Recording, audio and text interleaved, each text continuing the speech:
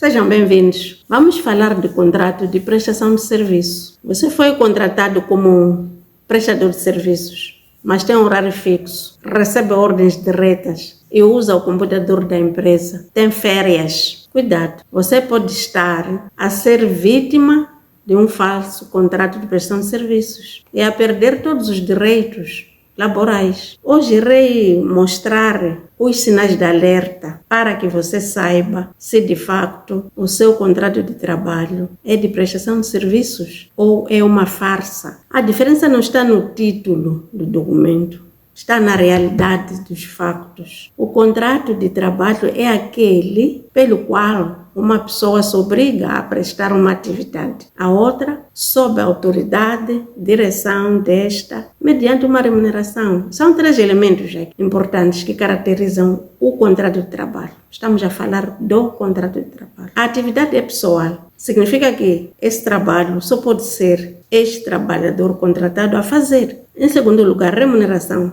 O pagamento é periódico, irregular. Subordinação jurídica. Significa que este trabalhador recebe ordens e direção de outras pessoas na instituição. E já na prestação de serviços, contrata-se um resultado. No contrato de trabalho, contrata-se a atividade e o tempo da pessoa. Se o teu contrato tem estes 3 elementos, mesmo que no papel ou no documento venha contrato de prestação de serviço, se a empresa dá ordem ao trabalhador sobre como executar uma determinada tarefa, aí não se trata de prestação de serviço. O prestador tem autonomia técnica e o trabalhador com contrato de trabalho tem dever de obediência. Se obedece ordens superiores, significa que tem um vínculo laboral, não se trata de contrato de prestação de serviços. Em segundo lugar, horário e assiduidade. Exigir a esse trabalhador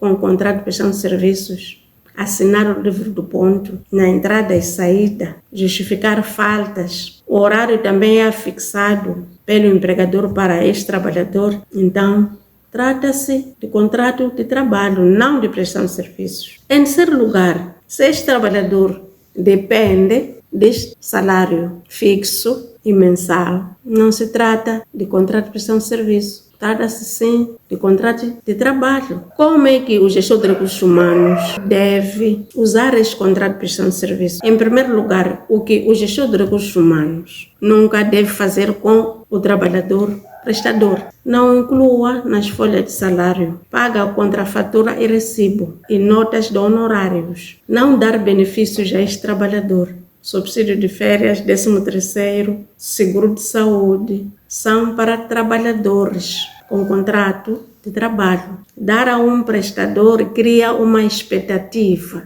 Em terceiro lugar, não dar meios de trabalho estruturais. Aqui estou a falar do e-mail, computador, cartão de acesso. O prestador usa meios próprios. Não avaliar disciplinarmente a este trabalhador. Não pode dar advertência nem abrir o processo disciplinar, porque o contrato de prestação de serviços não faz parte da lei de trabalho, faz parte do direito civil. O que é que o contrato deve ter em específico? O objeto deve ser entrega de relatório da auditoria até data X e não prestação de serviços da auditoria. E em termos de pagamento, o preço deve ser também por entrega ou avança, sem subordinação. 10.000 meticais por relatório e não 10.000 meticais por mês. Outro assunto, prazo determinado. Este tipo de contrato deve ter data de início e data de fim do projeto. A cláusula da autonomia também não falta. O prestador exerce a atividade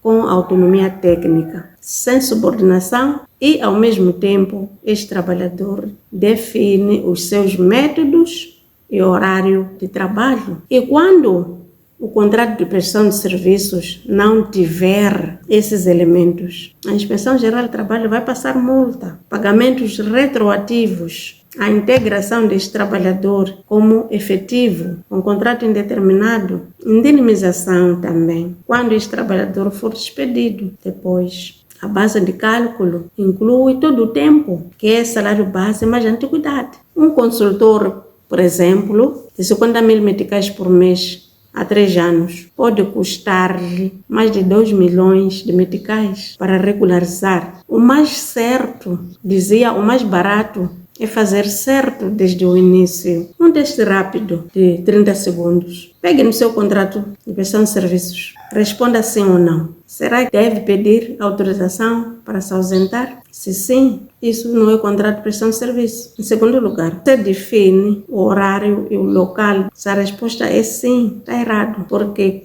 quem é prestador é autônomo. Se recebe o mesmo valor por mês, sem entregar algo específico, também não se trata de contrato de prestação de serviços. Se ele não aparecer no local de trabalho, sofre um processo disciplinar, também essa característica não é do contrato de prestação de serviços. Bom, o contrato de trabalho tem características de subordinação, horário, remuneração fixa. E de prestação de serviços, o prestador tem autonomia, entrega resultado e o preço ou a remuneração é por entrega, não é por mês. Então, gerir este risco é proteger o seu patrimônio. Se este vídeo te ajudou, se inscreva no canal, partilhe e ative o sininho para não perder os próximos vídeos. Eu te vejo lá.